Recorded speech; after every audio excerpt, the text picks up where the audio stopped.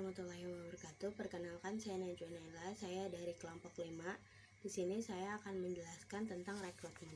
Jadi, yang pertama yaitu ada definisi yang berisi definisi dari manajemen sumber daya manusia, rekrutmen dan proses. Nah, bagian kedua ada langkah-langkah yaitu proses pelaksanaan rekrutmen.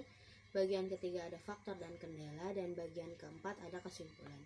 Yang akan saya jelaskan yaitu pengertian manajemen sumber daya manusia.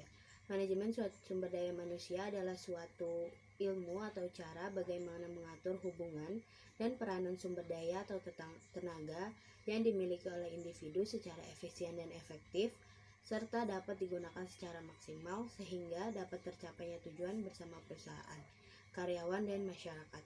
Kajian manajemen sumber daya manusia menggabungkan beberapa ilmu seperti psikologi dan sosiologi. Dan yang kedua yaitu ada rekrutmen. Menurut Henry Shimomura, rekrutmen adalah serangkaian aktivitas mencari dan memikat pelamar dengan motivasi, kemampuan, keahlian, dan pengetahuan yang diperlukan guna menutupi kekurangan yang diidentifikasi dalam perencanaan kepegawaian. Yang ketiga yaitu ada proses rekrutmen. Proses rekrutmen berlangsung mulai dari saat mencari pelamar hingga pengajuan lamaran oleh pelamar. Oleh karena itulah, rekrutmen sebagai salah satu kegiatan manajemen sumber daya manusia yang tidak lepas kaitannya dengan kegiatan lain seperti deskripsi dan spesifikasi pekerjaan atau jabatan, sehingga hasil analisis pekerjaan atau jabatan yang memberikan tugas-tugas pokok yang harus dikerjakan. Selanjutnya akan dilanjutkan dengan teman saya. Oke, di sini saya akan melanjutkan presentasi dari teman saya, yaitu Najwa Naila.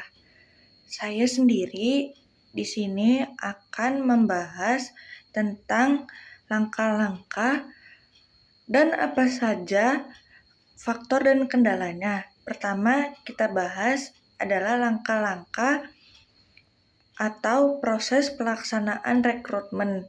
Tahap dalam proses rekrutmen itu ada yang pertama itu mengidentifikasikan jabatan yang lowong dan beberapa jumlah tenaga yang diperlukan. Yang kedua, mencari informasi atau melalui analisis. Yang ketiga, menentukan sumber kandidat yang tepat departemen. Yang keempat, membuat penawaran kerja. Yang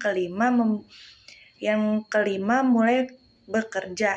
Yang ketiga, faktor dan kendala. Yang pertama kita bahas faktor. Yang pertama ada kondisi ekonomi negara secara umum yang relatif. Yang kedua, ketersediaan tenaga kerja pada bidang yang dicari. Yang ketiga, reputasi perusahaan. Kendala. Yang kedua kita bahas kendala. 1. Kebijakan pelaksanaan organisasi, kebijakan sanaan kompensasi dan kesejahteraan. Yang kedua, kebijaksanaan status. Yang kedua, ada persyaratan jabatan. Ketiga, metode pelaksanaan perekrutan.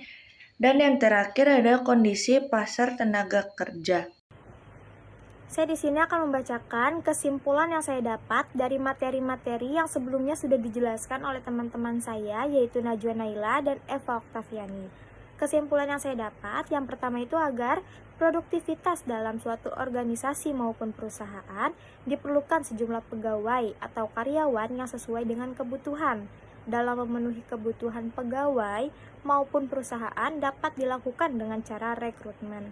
Yang kedua, berbagai kendala yang dijumpai dalam rekrutmen adalah dari organisasi yang bersangkutan sendiri, kebiasaan mencari tenaga kerja sendiri, serta faktor-faktor eksternal yang bersumber dari lingkungan di mana organisasi tersebut bergerak.